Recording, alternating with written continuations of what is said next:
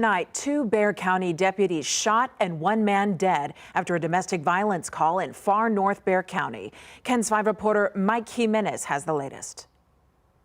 Sheriff Javier Salazar says a man who was in a relationship with a woman showed up to her home Sunday morning and forced his way into the house. Bexar County deputies say it was around 8:30 Sunday morning when deputies were called out to Tecumseh Drive near East Borgfield and 281 for a domestic disturbance. The male suspect, who I believe is estranged from the female, came to the residence and reportedly forced entry to the residence.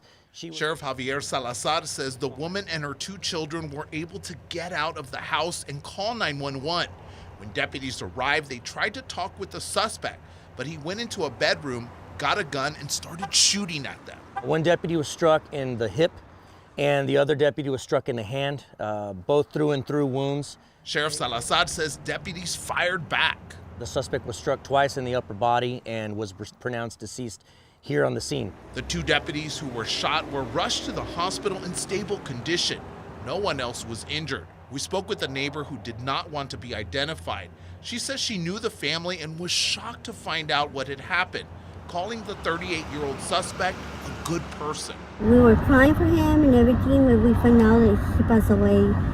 We were not expecting that. The neighbor says she has talked with the woman who is also a victim in the incident and says the victim is distraught about what happened.